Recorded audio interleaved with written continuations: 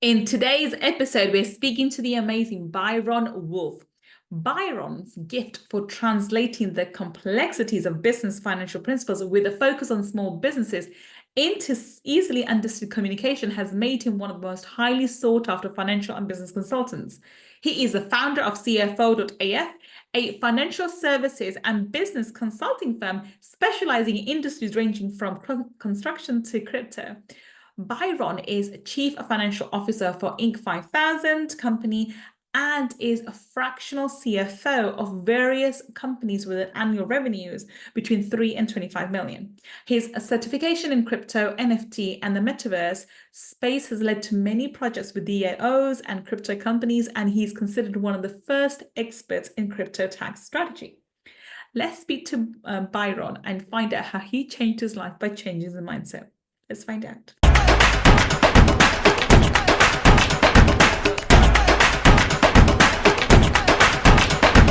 Welcome.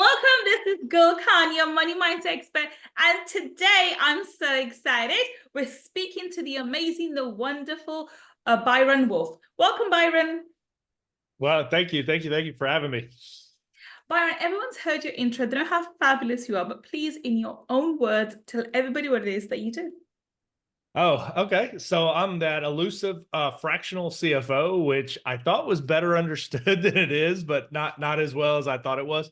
So what we do is we're a small piece of people's company. We come in, we help them to make decisions, to make more money in their lives, and to make their business function better. But really, we're just trying to give you that financial clarity. So I've gone through a ton of businesses, started them, built them, sold them, grown them, had them collapse, like you name it. I've made the mistakes. So, I'm here to just try to help people to avoid some of those mistakes, but knowing that you're still going to make those. So to kind of provide a soft place to land so that you can make those mistakes, but then come back even stronger. So through my experiences, I'm hoping to relay that to others so that they can find the success that they want in their life. Wonderful. So talk us through your journey, Byron. How did you end up being a CFO and or teaching different accountants the strategies that you do? I'm assuming that you're a teacher, that when you go into different companies, you sort of take over and sort of guide the in-house accountants into the kind of strategy that you need the company to employ in order for them to be more successful and scale up and then eventually exit, as so to speak. So talk me through. This is a very unique role. And it's not something that comes about naturally, but it's something that goes out organically from something else. So talk us through your journey. Yeah, no, I appreciate that. So from a very early age, I knew that I was an absolutely horrible employee. I was just not good at it. I always saw things. Most entrepreneurs are. I think they make terrible employees. Yeah, we really are. And so I knew, like, that's not my role, right? I'm going to have to do my own thing, or I'm going to have to find, something outside of that. And so I could look at a business, or I could look at, with the job, I could see things that were happening. I'm like, that's not the best way to do it. Like, we need to do this. Sometimes I'm right, sometimes I'm wrong. Fortunately, I think I'm right more often than I'm wrong. But so I saw this, I said, yeah, being an employee is not really for me. And so very early on, I didn't have a lot of skills. So I had to get into businesses that were kind of low barrier to entry. So very, very young, first thing, that made the most sense was cutting yards. And so I said, I need to make money. And my dad said, well, we got a lawnmower, go mow the yard, I'll pay you for it. So I said, well, if dad'll pay me for it, maybe somebody else will. So I started cutting some lawns, in the neighborhood. At heart, I'm a little lazier, especially when I'm younger than doing all the work. So I very quickly got some friends, said, hey, why don't you go cut these yards and I'll split the money with you, So got a couple of guys that I knew in the neighborhood, they're cutting yards. I just really stepped completely out of it and just started collecting the money. And so without knowing what I was doing, I created a business where others did the work. I took a small part of it, made sure that they got paid. That was my first business. That was at like age 13, 14. So from that, I just kind of kept going. I would find other things that needed done, and I would step into those roles. I would build those out. My mom still is a CPA. She was a CPA growing up. which, we do, she does taxes, tax strategy, things of that nature. And so I saw that growing up, kind of worked there. Going through college, I thought I was going to be this star NFL player. Turns out I was not that talented. That was not to be my position. So I went to college, tried to play football, didn't work out. Said, oh well, look, there's some good education here. So, got my degree. Knew I wanted to be in business, but the CPA route seemed good. It's licensed, so higher barrier to entry. I understood that even at that age. So I said, well, I'm going to get this license. I'll be a CPA. I'll start a tax firm. So, through that process, waiting to get the license, because you have to do a certain number of years. I love motorcycles. So I started a motorcycle dealership, built that up. That did really well. I was able to exit that successfully after right about 10 years. Did well during that time period. I started another company that's still in action, still functioning. It's a leasing company. That was more just kind of paying attention to what the laws were and what the rules were, and kind of using those to my advantage to make money. Then did the CPA firm, started doing tax strategy, started doing the fractional CFO, bookkeeping, all the stuff that people need within their business. And that did really well. But I was listening to a guru, and if you're just listening, I use the quote fingers there. But there's a lot of gurus out there that can tell you how to change the world and make $1 bazillion a month. So listen to one of these, and he said something that I absolutely hated. He said, you have to, as a consultant, you have to make yourself invaluable. You have to come into the company and make it where they know that they can't function without you. And I hated that. It just got them. I was like, no, that's such a symbiotic relation. I don't know, ran all over me. So I said, I want to go in, I want to help people to fix things. I want to make them better, but I want to do that with the full intentions of stepping out and allowing them to really own their business, not need somebody else, but understand what it takes to move forward. If they want to stay with me, great. Hey, I'm there for you, but let's phase out, because you've got here, you just needed a little help to get to the next level, right? And maybe you need a little help to get to the next level, but you need to own that. I don't want to take anything away from what somebody's doing. And so that's where kind of the fractional CFO, chief financial officer, came into play, because I can step in, high level CFO, help them to create the environment where that's going to function really well for them.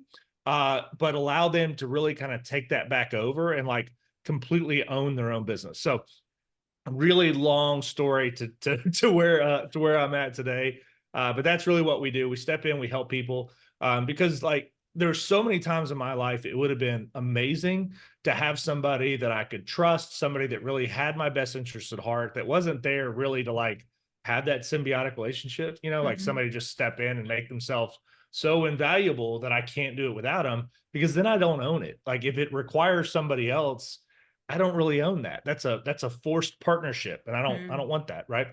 So, it came from what I knew in my heart would have made every business that I started, built, failed or sold or whatever. I know that that's the piece that would have made things much different for me, and not necessarily just in the financial. I was always really good at that, but I'm really bad at marketing. So having somebody that could step in and hey, this is why marketing works, and this is what you need to do. Oh, great. This is amazing. So, just all those different aspects, from operations, just the management of the business, the marketing of the business, the sales, really stepping up your sales, and the financial, right? The accounting, the financial stuff that we are good at. There's so many different aspects, and it's extremely rare to have somebody that's good at all of them, right? But we think that we need to be good at everything. If I'm going to start a business, I've got to be the absolute expert in all 5 of these categories for me to find success. And that's just not true. If somebody is really, really good in one area or maybe even 2 areas, you can make a successful company, and that can be exponentially more successful if you have somebody that can kind of step in and help you to kind of grow those pieces that maybe you're not great at, right? Or that you don't have natural skills in. If you have just that little bit of assistance, man, it makes all the difference in the world to me. 100%. I'm going to go back to something that you just you just glazed over, you know, like like, oh, that's just a small thing. But I think it's a major part of your development.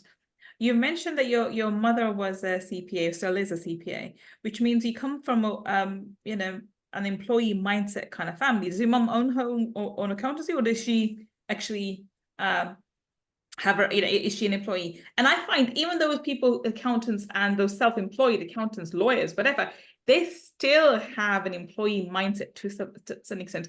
And I can say this honestly because I am an entrepreneur too. So my mindset's completely different from the rest of them. So I'm more of an entrepreneur than I am a lawyer. And my background is a lawyer.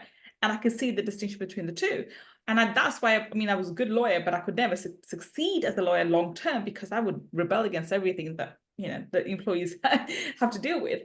So explain this to me. How do you break free from that mentality? And it was great that your father gave you the option, like go and make money, and you had the entrepreneurial spirit within you to carry on. But surely that's usually the family say, oh, but get a secure job and don't do this and don't do that. So how did you start your biker company and scale it up and exit 10 years later? Which, by the way, congratulations, is very few business owners are able to build a business and then exit.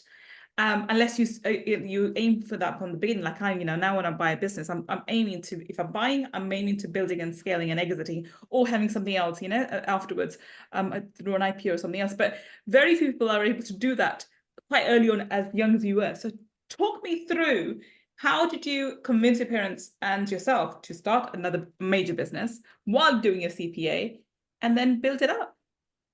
Yeah, no, I love that question. So, and you're right, even if you technically work for yourself, like those professions do tend to have an employee mindset, 100%. And so my mom always owned her own firm, but she has said numerous times in different ways, like when she talks about her clients, she talks about them like they're her bosses, and so that's an employee mindset, and oh, well, I did this and I've got to do this. And you don't have to do anything, first off, right? But because that's an employee mindset, well, they said, I got to do this. Well, do you agree with it? No, I don't, but I got to do it. They're the boss, right? And I don't agree with that. Like I'm really bad about that. Like I'm definitely a kickback. People say, oh, well, blah, blah. Well, why do you do that? Oh, well, that's just the way it's always done, which just grates my nerves. I'm like, well, that's the worst reason, So like, exactly. I agree. Yeah, it's just not a good one. So, when and my mom knew, I've always kind of had that spirit, and she wanted me to, exactly what you said. She wanted me to have that stable job that, that pays well, has stability, start a family, raise a family, do this, do that, fall into essentially the buckets that everybody expects you to, just like be the expectation. And that's just not me. Like, I make a joke a lot with people. I say, being an entrepreneur is the only place you'll ever choose to work 200 hours a week so you can avoid working 40 hours a week for somebody else, 100%. I think, and until you become an entrepreneur, and those entrepreneurs, they have this idea that, oh, I'm going to work for myself, so I don't have to work as hard. Actually, you work 10 times harder when you work for yourself. It's just, it gives you the freedom not to have to answer to anyone. Yeah. No, yeah, 100%. You can, and you can pick, people are like, oh, you get to pick your hours, so I'd work an hour a day. No, doesn't work that way. It does not work that way. There's no such thing as a free lunch, is there? So I really do believe in that. There is no such thing as a free lunch. No, there's not. I mean, if this is the route that you want to take, like you're going to put in a lot more work. Now I'm not going to lie. The payout is good. Being an entrepreneur, running your own business, blah, blah, the money's amazing. But you have to be dedicated to this, and so I would say to a lot of your listeners, and this is me personally, so this is just my opinion. If you're at it for the money, it's just not going to be enough, like you have to do it for the love of entrepreneurship. You have to do it for the love of what you're doing, whatever the businesses that you're raising, whatever those extra pieces are, and I've seen a ton of people go into this because, they have that philanthropic mindset, and that desire. And they're like, hey, I want to make a difference in the world. And honestly, even a, $200,000 a year job is not really going to have the same impact as running your own business and having that social aspect to it, the money that comes from it, the connections that are going to, the networking, all the other aspects of being an entrepreneur that will allow you to make a significant difference in this world, if that is your desire to do it. But the only thing I would say is, if you're at it for the money, just don't do it, because you break it down to the hourly and it's not great. But like eventually, yes, but like in the beginning, definitely not. And like you said, it's a marathon, not a sprint.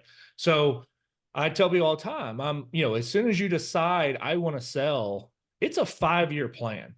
So if you are saying, I want to exit this thing, I'm gonna be $1 billion, I'm gonna be a unicorn company, and I'm gonna walk away with hundreds of millions of dollars, first off, that's not a 5, that's probably much longer. But if you have a successful business and you decide to sell, your minimum 5 years, like you've got to dedicate to, okay, I want to sell this thing, I want to exit, I'm going to put everything in place to sell this. And so if you're in it for the money, you're going to burn out in 5 years, way before 5 years for sure. So just don't get into it for that. Get into it for the love of it. Get into for, creating something that really kind of feeds you, spiritually, emotionally, all that. Yes, it will feed your family, financially 100% if you're successful. But that can't be the only reason. So again, way off on tangent. Apologies. Got to back to what you'd asked. I'm gonna add something to that. I think it's a valid point. I think it's also the challenge that comes with it. So I know that I'm always, when people look at my decisions, like, why would you do that? I'm like, why not? Why not? And I've gone, and my most recent adventure has gone in the realm of steel manufacturing, which I'm not an engineer. I have no idea about half the things that we get done. I'm learning. It's a sharp learning curve. But I don't have to know the ins and outs completely. As long as I have engineers working for me who know more than I do in those realms, I can work on the business rather than in the business, and I can make it successful. So I'm perfectly fine with that. And then being a woman, I have no qualms on asking, like, how to do this? Please help me understand this. And I'm usually say, please speak to me in layman terms. What does this mean? What are you asking me? I don't understand. But it's a challenge. So I think entrepreneurs like that challenge. They have that hunger for it. Money can be made in a number of different ways. I'm being a money coach. I know money is easy to make. It's not, as long as you put the right tools in place and systems, strategies in place, money can be made. But I think entrepreneurs thrive on, and I've realized about myself, it's that challenge. There was no need for me to go into this particular industry, except I was guided to, and I followed my intuition, but I thoroughly enjoy it. I'm in the right place at the right time doing the right thing, and I know I enjoy it because it's a challenge, and it's a great new way of doing something different. But I think that's the thing with the entrepreneurs. You need to have that challenge. You need to get your creative juices flowing for you to think, yeah, I'm doing something worthwhile, contributing and making something different. It's like the creative energy has to flow through you. Wouldn't you agree? No, 100%. And so you accused me of like flying right through some big points. You had 3 really big ones in just that section. So I want to touch those really quick. I do agree with you, but I want to touch these 3. So you said, like, I have no problem having that person that's a specialist. And so I think as an entrepreneur, we have to be a little humble and know that, like, you have to hire people that are smarter than you. You have to have people in your business that are better than you, at least at aspects of it, if not at everything, and that's important. And you will find those. I've had so many people say, well, if they're smarter than me, better than me, blah, blah, blah, like, why would they work for me? Because they have an employee mindset, and you're giving them 100%. Yeah. And so don't be scared to do that. Hire the person that's smarter than you. They're going to be fine. Right. And you're giving them stability, and you're giving them a place to land. And like, and that's going to be amazing for them. They're going to love that, and treat them well, and they will stay with you forever. So again, you kind of glazed. I wanted to cover that because that is a huge point. Hire people smarter than you every time. The other thing you said is, I'm going to work on my business, not in my business, which seems so simple, but people miss it all the time. I'm like, what'd you do yesterday? Oh, well, so-and-so couldn't get this done. So, man, I was up till midnight working on blah, blah, blah. Okay. Well, what's the hourly on that? Like, what are you paying that person? Oh, man, they're paying well. What do you pay them? Oh, man, I'm paying $20 an hour. Okay, cool. What's your time worth? Oh, at least 300, 350 probably. Why are you doing a $20 an hour task? Well, it has to be done. No, it doesn't. You're working in the business. Get out. Work on the business. If you have to pay that person $20 an hour 3 times to do that task, to get it right, that's $60 an hour. You just told me your time's worth 300 to 350. you're still way under your time, right? And once they know it, you paid them $60 an hour to get it right. Once they know it, they're going to move forward doing it correctly at $20, $25 an hour, whatever it is you decide to be at, still way, way under it. So I love what you said. I just wanted to cover it again because I think it is so important. You have to work on it. You can't work in it. I think that's huge. And then like the right place, right time. So I love that saying. I don't necessarily agree with the mainstream opinion of it, right? So I think a lot of people think that that's chance, like, oh, I just happened to be in the right place at the right time. Yeah, I don't believe in that. I don't really agree with that either. I think I think a lot of entrepreneurs are very creative and they're very intuitive. I myself am very intuitive. In my gut, everyone told me, and everyone kept saying, why, also, I'm the only woman in my industry, like the only woman I've ever met so far, especially at the CEO level. I don't know any other female CEOs as for an engineering thing, not personally anyway, I don't that I've come across. And even in my company, I'm the only woman. And so it's 95 to 98% men. Most of the women are, they're in the accounting or admin places. So yet I feel in my gut, I really feel I'm at the right place doing the right thing. That's what I meant, that you just know you're at the right place doing the right thing. Yeah, no, 100%. And that's that. I knew you did. I just wanted to make sure that we were like, because, so many people will use that as an excuse. Well, it's just not the right time. Make it the right time. Well, I'm not it's never the right time. When is it the right time? It's never the right time. It's never the right time. You make it your time.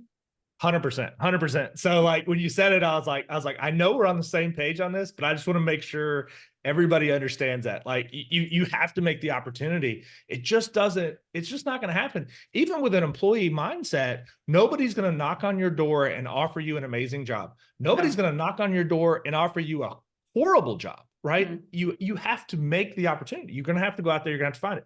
So same thing, entrepreneurship. You're going to have to go find those things. You're going to have to find the right people, the right employees, the right partners, whatever that is. You're going to have to find those right people and then put them in the right seat, right? You're going to have to find the right industry for what you want to do and like what meets your desires. And you're going to have to place yourself there. There's work that happens to get to the right fill in the blank, but it can happen and you just have to recognize when it's there and then take advantage of it. So, I love that. And it was just, there were so many good points there. I'm like, I just wanted to jump in and like stop you and talk about them. But no, I love those. All those are great things. That's fantastic. But I love the fact that you are the only woman, and maybe just personally that, but like, think of the different insight, so many times people say, well, I've got to come up with something that's never been seen, never been done, whatever. Most of that is done, right? But there's different insights, right? There's different ways of viewing things. There's different ways of doing things. And if you have that, if you're a little bit different than the norm, or if you're a lot different from the norm, you have a different insight. You're going to see things differently. You're going to do things differently. They're going to give you an edge that the people that are in the mainstream, for whatever that is, don't tend to see or maybe can't see.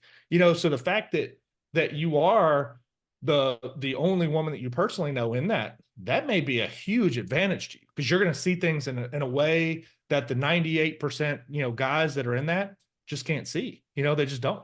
So, I would say that that's probably an advantage if used correctly, right? I'm not saying like it's a built-in advantage, but if used correctly, that can be a huge superpower for you, and that may be that extra juice that allows you to find insane success in this industry, this right place, right time.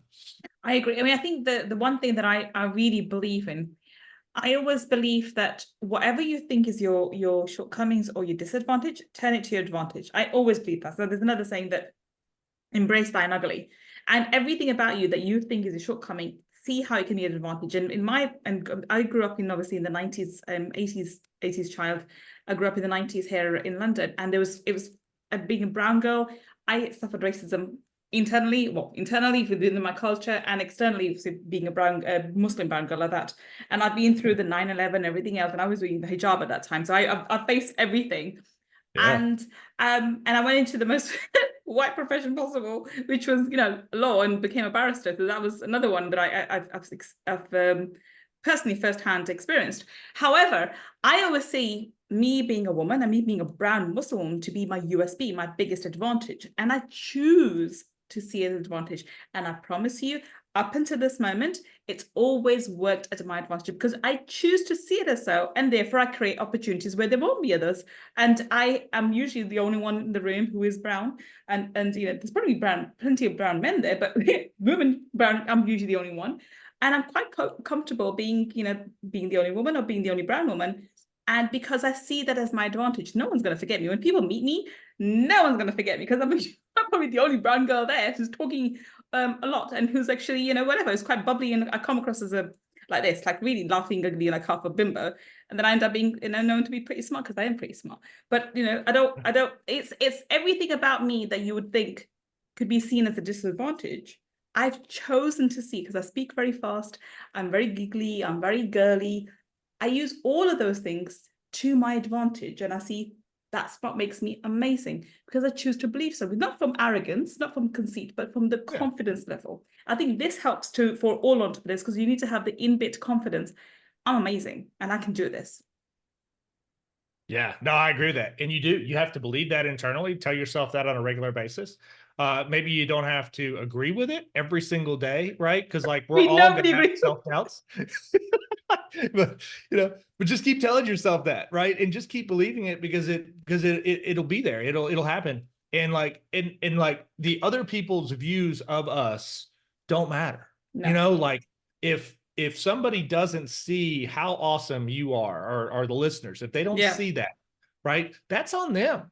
Yeah. That has nothing to do with you. That's 100% on them. Let them take a step down, right? Let them take the disadvantage of not recognizing your awesomeness, not like recognizing your greatness. Let them take that as a disadvantage, you know, because now they have dismissed you. They have not recognized that. They don't see you as a threat when you 100% are, right? Like you are awesome. You are great. You're going to crush it at this. And they might not get to see that. They might not get to be a part of that because they didn't recognize it. That's on them. That is not on us at all. You know, people dismiss, you know, to me a lot. I'm what you would call a redneck in the US. I get it. I have a very country accent. And so a lot of people can see that, you know, some, you know, people that live in the North, they see the country accent and they kind of dismiss that, you know, it's like, oh, he's probably not that smart. That's just old country redneck. You know, not knowing I was born in Germany, right? I've been a US citizen since kindergarten. You know, I just was raised in the South. Like and first off, there's a ton of rednecks that are crazy intelligent. That's just the way that we talk. You know, and if you're going to dismiss that just because of how it sounds or how somebody looks or any of that stuff, like, man, you're going to miss the boat way more often than you're going to be right. And so I don't care who they are, what they look like, what they sound like, any of that stuff. I'm looking for like what they can do, like what's their ultimate persona. Like, you know, if they're intelligent, I'm looking for that intelligence. You know, if they have an expertise in a field, I'm looking for that expertise. You know, if they have great insight, I'm looking for that too. And even if they have a bias, I like to examine that. Because a lot of times, if you examine the bias, you can find out kind of like how that demographic feels, how they think, how they make decisions. And honestly, I will gladly take advantage of that to advance whatever that situation is, because now I have more knowledge, I have more understanding of that situation, of that industry, of whatever's going on there. And so now you've given me ammo to make money and to move forward at your expense, your bias, like how you feel about something, like your whatever, you know, I don't want to say misguided or use any negativity. It is negative, like if you have that, but you know, I don't want to put that against them. But I mean, you've given me information that you didn't want to give me. You thought you were dismissing me. I was studying you and I was learning more about you to take advantage of that, to move myself forward, you know, and that's back to what you said. That's knowing in my heart, I'm awesome, right? And they just haven't recognized it yet. So I mean, I'm going to add to that as we wrap this episode up. I think it was Brian Tracy said, other people's business, or it may have been Bob Proctor, that other people's idea or thoughts about me is none of my business. So it shouldn't be your concern what other people think about you. And I think it's very difficult to get to that point because we are all human. We all have those, I want to be liked, especially, if you are a nice, kind person, you want other people to be kind to you and like you too. And I think it's the people pleasing aspect to us at times. And I've been guilty of that. But you have to develop thick skin and move past that. You know that everyone's not going to like you. I think that comes with maturity. I think when the younger years is difficult, but once you hit your 30s, 40s, and 50s, you're like, can't be asked. Don't like me, your choice. I'm good with that. But I think it takes time and maturity to get to that point. But you have to get to the point where your self-confidence cannot be deterred, cannot be dismantled because one person's opinion or a group of people's opinion about you. And I think when you try to prove yourself to others, that's when you do yourself disadvantage. When you're trying to prove, I'm going to prove this, you're never going to prove things to anyone. If you go out to do it, prove yourself, do it for yourself, that's when true success meets you literally on your doorstep. I found that personally when I was trying to prove myself, and I would say this when I suffer the double whammy. I get the discrimination from within my community too, because for my own community, I'm too brash, I'm too ambitious, I'm too this and too that, whatever else, right? If I was exactly the same person, but the gender was different, I was a guy, I promise you, they would think I'm the best thing since sliced bread. I'm that amazing. Yep. My same community. It's just because I'm a woman. Oh my God, how dare she? How dare she? And I do get that. And people are surprised, but I promise you, I get more discrimination from within my community, my family immediately as well. Like, what's she on about? Why is she doing this? And if they see the more successful I've become, the more success I've attained, the less they even speak about it or recognize it. They just ignore it, which is amazing. Yeah. Yeah. But it's crazy. Yeah. The people that will criticize you and all this other stuff, but then you do amazing things and all of a sudden they just get real quiet, right? And like we can say like, why aren't they celebrating me? They were never going to anyways, right? Celebrate yourself, right? Yeah. And celebrate with the people that are ready to celebrate you, because you're 100% right. Do it for yourself because they're never going to care. You're not going to change anybody's opinion. Like if they had that, it's going to stay the same, right? Honestly, you have a better chance of them changing that mentality by not recognizing it and just moving on, where they're like, well, if they don't care, maybe it's not as important as I thought it was. Maybe my biases are kind of BS, And so I love that. Like, and it's crazy as it sounds. You are correct. You're going to have more internally than anywhere else, right? I get the most criticism from my hometown than anywhere else. Like they see the, nice cars out, the travel, all this other stuff, and I've literally been accused of being a fraud. I've been, oh yeah. I mean, it's crazy. They're like, oh, well, there's no, I knew that guy. I knew that guy. He couldn't even, he went to college, couldn't even cut it. Thought he was going to be a big football player and couldn't. You're right, 100%. But I have failed so many more times in business than I've succeeded. But I just keep going back at it, and that's how you're going to find success. Success comes after the last failure every time. Yeah. And they don't see that. People, they see you when you're not successful. They're there to be like, I knew it. I knew that was going to happen. But then as soon as you find success, they're going to find a reason that you got it. You were lucky, or whatever, right? I'm going to add something to that. So so touch wood, alhamdulillah, I am very, very successful. I've got multiple seven-figure companies, and I had 2 failed marriages, and that's because of various reasons. My first being a physical abuse, and the second being a narcissist. And my family know about this, like they know completely all the story. I've not hidden anything, and they were aware of it. But my first cousin, one of my closest cousins, was speaking about me and saying, poor me, bichari me, okay? And I'm poor me because I don't have a man in my life.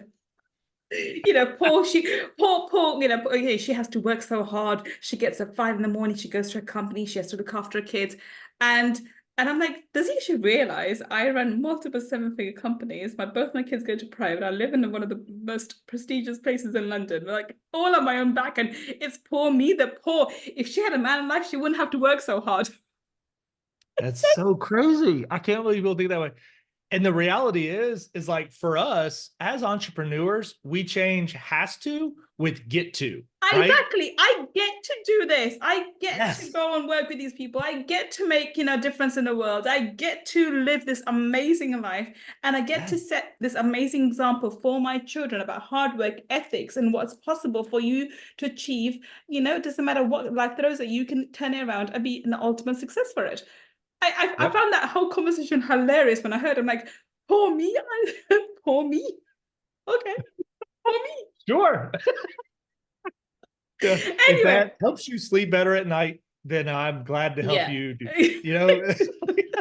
Yeah. It's that, I mean, this really highlights what people's mentality is. So if you let other people dictate how you're going to view yourself and your success and your ability and your talents, you will never be happy. So go out and do what you need to do, what you want, what you feel is true to your soul, and be authentic and real and honest, and then let success come to you. And it will come to you eventually, but Yeah. you will be tested. I think that's something that we haven't talked about. We'll talk about, I think, on Money Talkies. Success comes, but it comes at a price. There's no such thing as a free lunch. And the quicker we understand that concept, the better we will be, because life tests you, universe tests you, God tests you, whoever you want to say it. But if you get success at the beginning, you will have your down moments and you will eventually come back up, but you will be tested. And when you Yeah. think you're not, you think you got the Midas, a Midas touch, that is a false, a falsity which falls away very, very quickly. That luck runs out very quickly. Yeah. Yeah. And you can have it in the beginning of a business. I've seen plenty of people start businesses and seem like they're unstoppable. But that Midas touch, that doing everything perfectly, the expert, blah, blah, blah, that fades. You can't do it and scale. It's just Yeah. not going to happen. You have to bring in, like we talked about earlier, having the engineers, the people that are smarter than us, like you have to bring in those people to expand that out. If you try to do everything, you will 100% burn yourself out. It's impossible to do. Like, and I say that I don't use like big, like definitive, comments or adjectives. I use it with that. I've never seen it happen that somebody can take a business and grow it 100% on their own, like, to infinity and beyond, so to speak. It just doesn't happen. You have to have other people involved. Like, it's just not going to happen. And so you do have to have that. But like, I just want to reemphasize this, like, you can't do it for other people. Right. And Right. I know we've talked Agreed. about that. I just want to reemphasize that it can't be for other people. We have to do it for internally. And and I'm not saying that none of those things hurt. Like, I think, if we were being really blunt here, I think like the first cousin saying those things, it does hurt, right? Yeah, it Like does, when I because he's very it close. still hurts. Yeah, I mean, Yeah. to not recognize the success I've had, to my Yeah. face he does, but behind my back, it's so she's got, she's done this, but she should never have left her husband, even though he was a narcissist and cheated on me. I should never have left him. I should never have done this, but Yeah. I was a housewife then, doing nothing. I was living off him. I had nothing of my own at the time. Yeah. I was fully financially dependent on this individual, but that was better for him. But I think better for his ego more like For it. him. Exactly. Yeah. For him. So and therefore, poor me now. But whereas I think you have to decide what's right for you, what you believe in, and what you want to do for yourself. And your choices should not be determined or dictated by other people. I think that's a point we want to end on. But yeah, we need to wrap this up because we can carry on talking for a long time. So tell us, Byron, how can we connect with you? Where can we find you on the internet? Yeah. So best place is on our website. It's very simple. CFO.AF. So Chief Financial Officer AF. We all know what AF stands for. So CFO.AF.com is the website. I'm on the social medias. Everything is CFO.AF. So if you want to hit me on social media, we're there as well. Same things across all platforms, CFO.AF. But yeah, reach out. If you hit me on, Facebook, if you're my age, Instagram, if you're slightly younger, like you are, kind of down. So, just wherever, we're there. Again, I'm Facebook age. So I'm on Facebook probably more than anything else. But we're still on Instagram. We still interact there. Yeah, any of those, hit me up, send me a message, if you have a question or, if something resonated with you and you just want me to expand on it, like I'm always happy to do it. I know that the social interaction piece, people is what makes all of us successful. So I'm always willing to have conversations, always willing to answer things. I know that we don't do this in a vacuum. So anybody that is listening, thank you for listening. I really do appreciate it. And yeah, if I can be of any assistance, please reach out. Happy to do it. Thank you. That's actually very generous of you. Thank you. So if you are listening to us on the podcast, the links that Byron's just mentioned would be on the show notes. And if you're watching us on YouTube, then down below in the description section, we'll have the links for him to check him out. Go follow him on Instagram and go check him out in Facebook too, and see how he can help you, he can support you. He's actually in the US, but if you are outside and you need a little bit of help, I think the way the strategies his strategies at work would work across the globe. They may be specific to US for certain strategies, but a vast majority of those would be strategies which are applicable across the globe. So do check him out, reach out to him, see how he can support you, and I'll recommend it. All right, thank you so much, Byron. I think we need to meet again for Money Talkies, but today's been a fascinating conversation. Thank you so much, and we'll look forward to seeing you then. Thank you so much for having me. That was a blast. I loved it. Thank you. And thank you for listening to me and Byron today. I will be back with another amazing guest on a Friday feature, finding out how they changed their life by changing their mindset. Until the next time we meet, this is Gull Khan signing off. Take care and bye for now.